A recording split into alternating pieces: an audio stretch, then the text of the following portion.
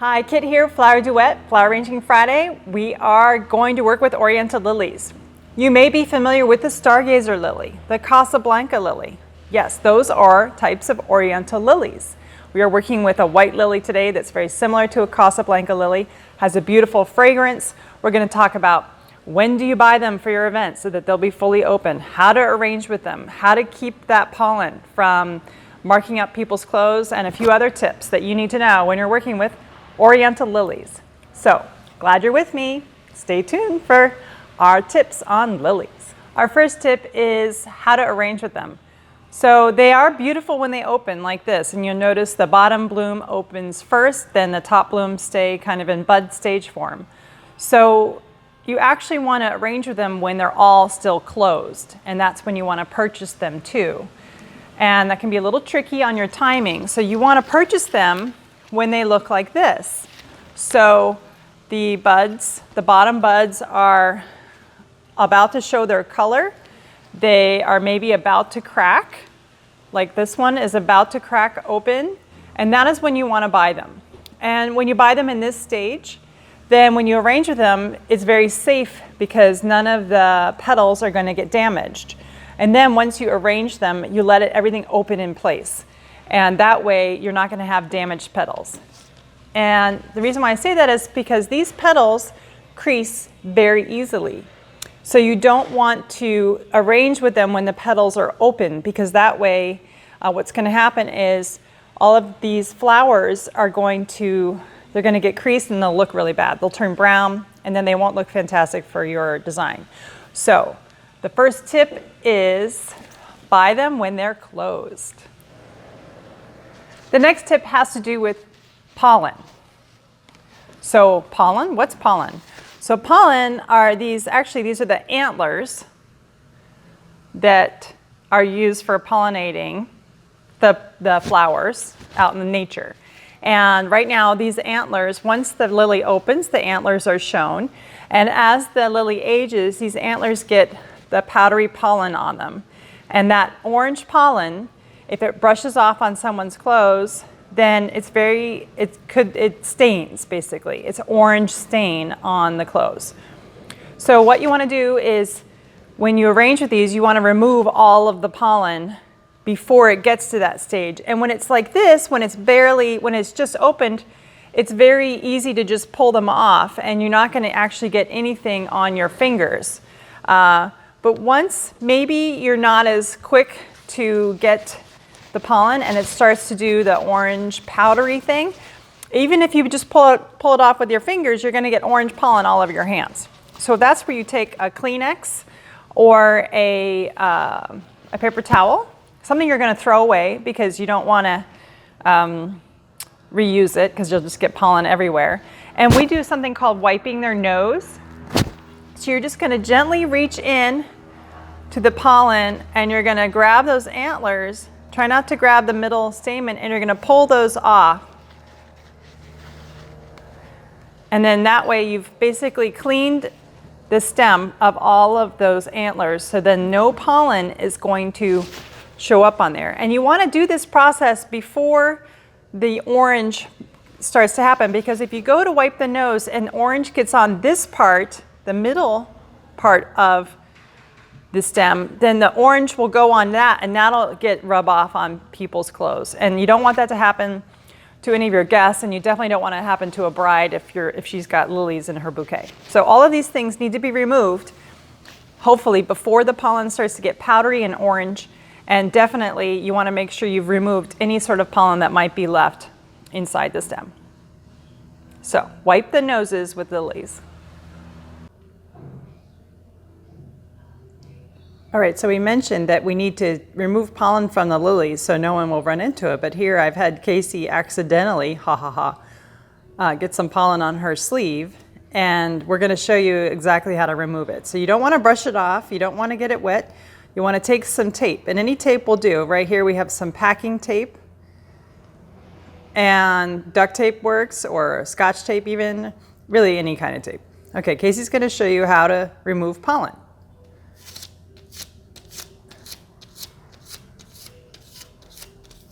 I feel like we're doing an infomercial for tape. So you can see she just stuck it quickly, very quickly she did that. So you just push it down and then pull straight back up, and you can even go back down. You can flip it over so that you don't get pollen back on your sleeve. But basically that's it. And you can see, I'll close up, there is no pollen left. Ta-da. All right, so we've gotten our lilies in. They're still closed, just beginning to crack slightly at the top. And before we start to put them in the vase, you want to take off the greenery, and it's pretty easy to peel the greenery off. You can just slide it down like that. So again, you don't want any greenery below the water line. That's always important. And when you're going to fill a vase with water, you want to make sure it has flower food in it, the proper ratio of flower food to water. When you're filling a vase like this, that we're going to let the lilies sit for a long time and open, you want to make sure that flower food's in there because it has an antibacterial agent that will cut down on the cloudiness of the water. Also, you want to make sure your vase is filled about 2/3 full so that it looks nice. It's a nice look.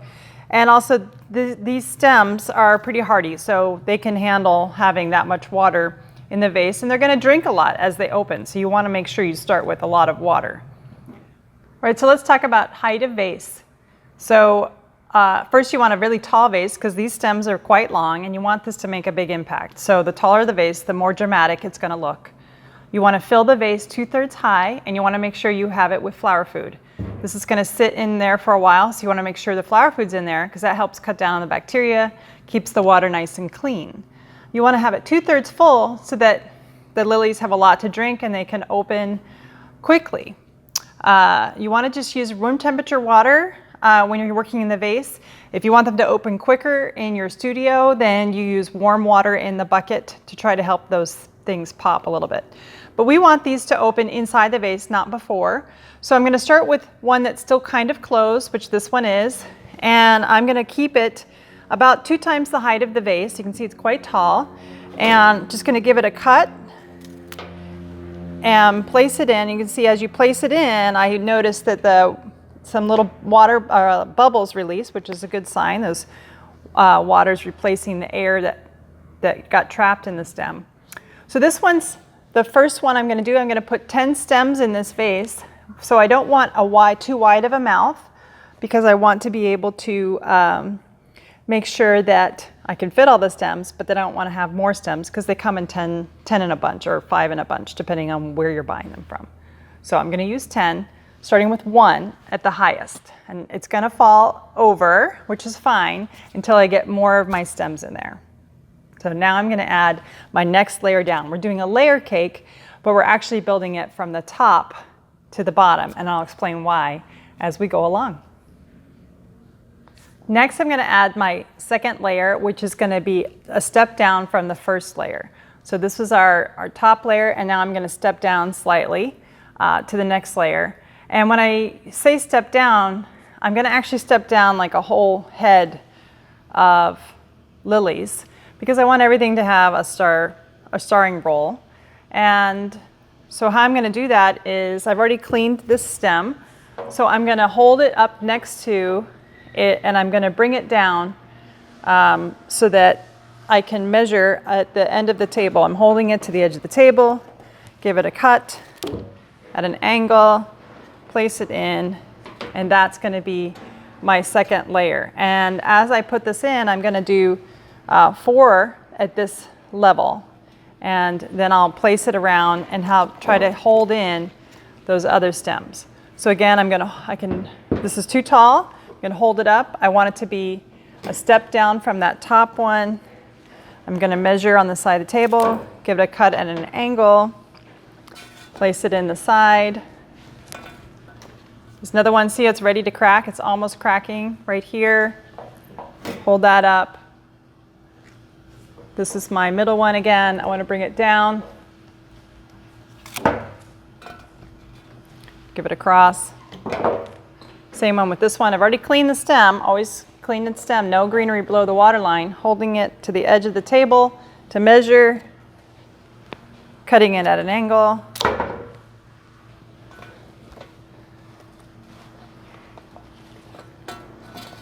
crossing those stems below. When you do that, you start to build that architecture up, which looks pretty, number one. You're gonna have a nice clean lines inside the vase, and it's starting to hold that top one in place. So now I'm gonna add my lowermost layer, or my bottom cake layer, as I like to say, which will be the shortest, and these are gonna have another extra little feature, which I'll cover next. All right, so we're on pretty much our final step, and that is gonna be adding the bottom layer of the lilies. And these are my last 5 stems. So I've started with 1 stem at the top, 4 stems, I stepped down, and now I'm gonna add 5 stems around the bottom. Now we got these lilies, let's see, today's Thursday, so Monday, Tuesday, Wednesday. So we got these 4 days ago. So some of them haven't opened, as you can see, and some have started to open. And so what I did with those is I already removed the pollen, and some of those have opened. So when you have that situation, those are the ones that you want to put at the bottom, because we always talk about this: low, large, tall, small. So the low ones are going to be the ones that are most open, and then the tall ones are going to be the smallest that haven't opened. And so that's how we're building our layer cake. So usually just 1 or 2 maybe might open together on the stem. So this one has 1 open. So this one, I want to have it just kind of resting on the lip of the vase. And so I'm going to bring it here to measure, give it a cut, carefully place it in, because remember, once the stems have opened, they're very susceptible to getting bashed and crushed. So you want to be really careful when you're placing these, and that's why I'm placing the ones that are open last, so that they don't get bashed. So see, you want that looking straight out at your audience. This one has 2 that have opened, and it also has a broken stem. So what I want to do is I want to first cut off that broken stem, and this one I'm going to put over at this angle. And again, I'm going to rest it on the edge of the vase. So I'm just going to move that one aside that I've already placed. Put that down. See how it's filling in? Starting to fill in nicely. So much so you can't see me anymore. Okay, so that's 2. So I have 3 more to go. Okay, so these I have just waiting in a bucket off to the side here, so that they're all opening easily. I've got only about 10 in a bucket, and they're all just circling it. So I'm going to take off these lower leaves because I don't need those. Oh my gosh, it smells so good. So here I want to have this one kind of coming out at an angle. Remember, these other ones are going to open, so I don't want to have to give myself too much pressure that not everything's opened yet. They're going to open. So I want to also make sure I have room for the other ones I already placed in there to open. So you don't want to have too many competing for space. So that one's done. So I have 2 more left to add.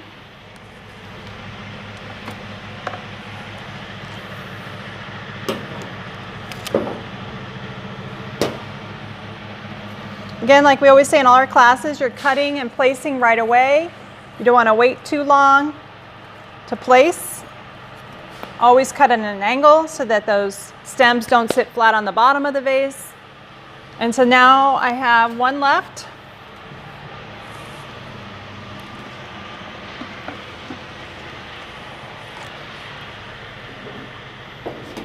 This one I'm going to add, see I've turned the vase each time. It's a little tricky now trying to get these in between these other blooms.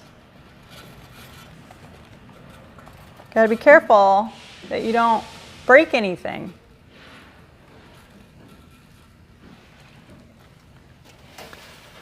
So this one looks like I have a little competition going on here. Let's see if I can gently square that up.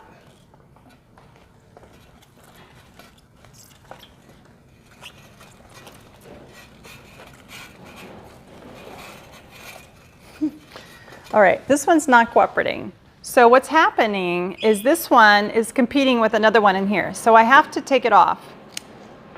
And that can go in a small vase so that I can get this into the vase without hurting the other stems that I've already placed. Because I think those are going to be pretty, but I can't have them bashing the other stems. Okay, so now I have a pretty even bloom around the base, and I'm just going to be waiting for some of these other ones to fill in. And if I can't wait, I could maybe add another one up high. So, but I already used my 10 stems, so I don't have that opportunity right now. But what I can do to fill in some of this is add a little greenery, which I'm going to do next. Okay, so what we've done is we've started with our layers at the top, and then we did our middle layer, and then we did the bottom layer of the ones that are kind of open. Some are very open, some are about to open, so it's going to get very full very quickly. But what we want to do while we're waiting for it to open is fill it in a little bit. So I have this great Italian ruscus, and I've already cleaned the bottom part where the leaves were off the stem, because you never want any greenery below the waterline, no leaves below the waterline. And plus, if I put it in, it'll be easier to take it out if I don't like where I place it. So the reason why I like this is because it's pretty long stemmed. So I'm going to place some of these in between, and this just kind of cuts down on some of that empty or negative space, as we say in the business, in between these stems until it starts to open some more. And that way, if you were to bring this to, say, an office, and it needs to last the whole week, you're going to want to bring it when it's just starting to crack like this, and then just let it sit for the week so it can open nicely.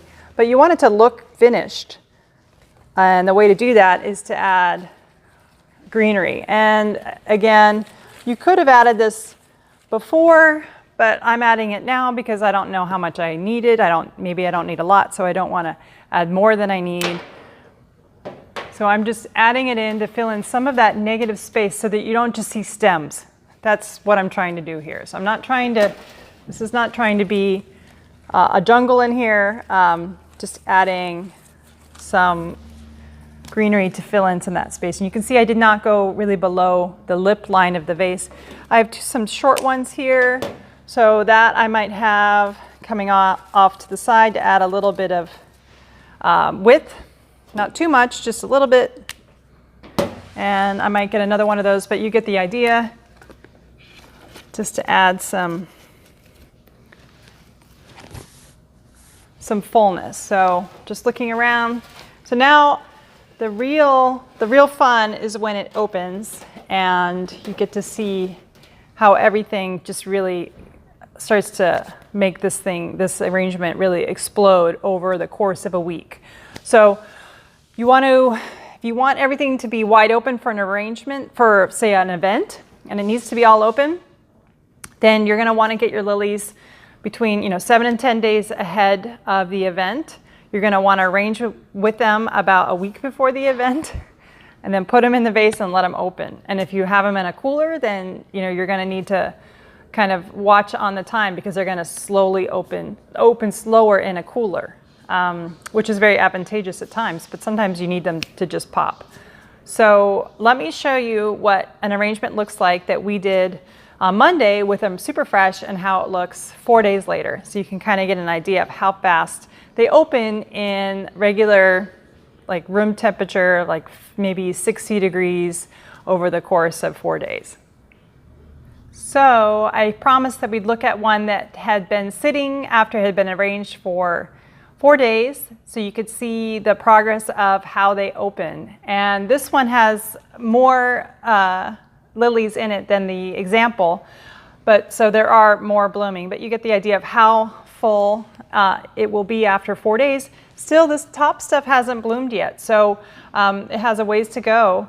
So that gives you an idea of how long it takes for them to open. But once again, it's very difficult to arrange with them when they're already open and not crush the stems, the petals. So you definitely need to arrange and then patiently wait.